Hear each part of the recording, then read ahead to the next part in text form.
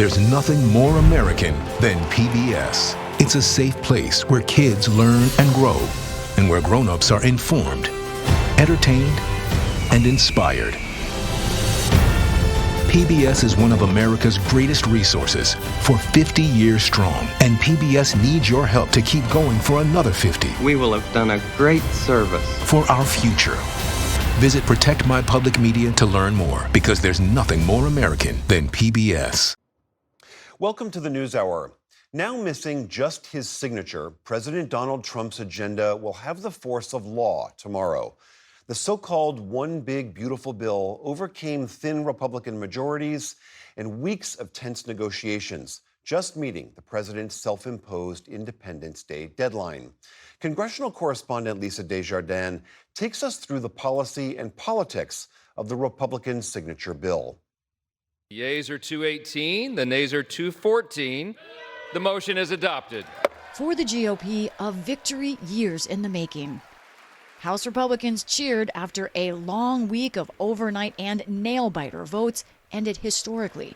Passage of what they named the One Big Beautiful Bill, with some $4.5 trillion in tax cuts and $1.4 trillion in spending cuts. Both are records, as is the $3.2 trillion the Congressional Budget Office says this could add to the deficit. This is the vote tally card. We're going to frame this one, okay? For House Speaker Mike Johnson, a hard-fought moment to savor. Mr. Speaker, with one big, beautiful bill, we are going to make this country stronger, safer, and more prosperous than ever before.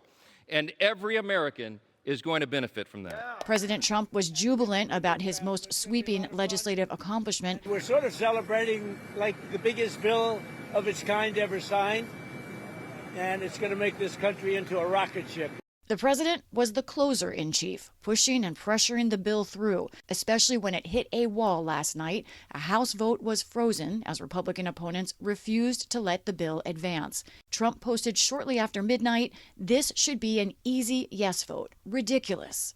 Then he was on the phone with the holdouts, who had wanted more conservative social and fiscal policy. Not long after that, the vast majority flipped. A day earlier, Texas Republican Chip Roy and others had posted their lists of problems in the bill. But today from those opponents, don't count out Trump. That guy.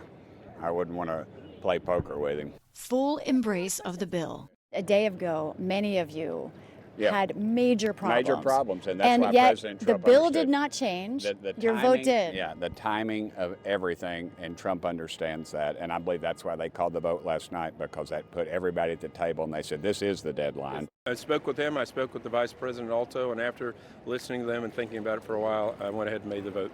Per multiple holdout members, Trump gave assurances about how he would implement the bill and tighten benefits, stepping up checks for possible undocumented immigrants. Immigration policy is also in the bill, $150 billion, including for a border wall and mass detention.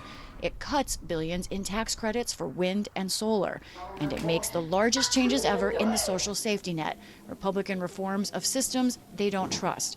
Some cuts to SNAP benefits and hundreds of billions cut in future Medicaid spending. Earlier this year, Trump pledged not to harm those eligible. Medicaid, we're not going to do anything with that other than if we can find some abuse or waste, we'll do something, but the people won't be affected. It'll only be more effective and better. But the CBO concluded that overall, nearly 12 million will lose health insurance because of the bill, including millions now on Medicaid. If cutting $1 trillion out of Medicaid is what we call progress, I'd like to see what failure is. This was central to Democratic outcry over the bill, one they see as dangerous to those most vulnerable. House Democratic leader Hakeem Jeffries spoke for nearly 9 hours on the House floor, further delaying the vote and breaking a record for talk time in the chamber. Never in my time here in Congress have I experienced legislation that benefits so few people.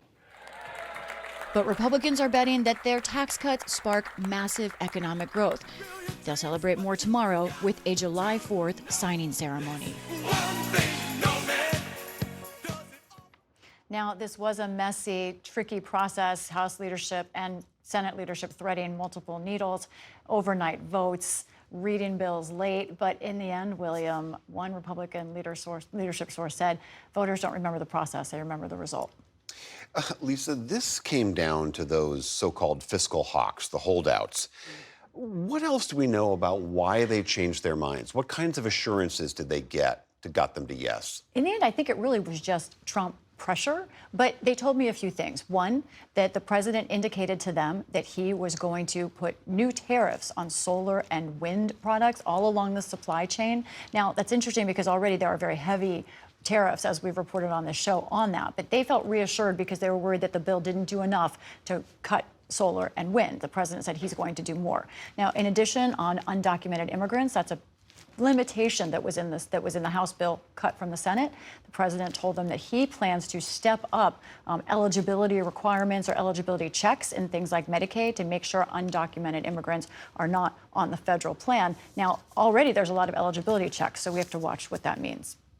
So what does each party see about what happens next? Right. This is fascinating because this bill really could drive the next political cycle entirely on its own. Republicans are going to start messaging that they believe the economy is being unleashed here, that this will be good for business, this will be good for individuals. They will be talking a lot about this. Now, Democrats, on the other hand, aren't worried about that message because they believe the effects of this bill, people will feel them in their own lives. People will be losing health care. They may be having more struggles, especially with those kinds of things. So Democrats think in the end, because they see this bill as dangerous, that it will benefit them. Both parties acknowledge that this will be something probably that will affect them on the ballot in 2026. And what do we know about the effects of this bill and when those might be felt by voters? Right. The biggest effect is one that actually no one will feel. The tax cuts in this bill largely mean that tax rates don't change at all. That's the most expensive part of this.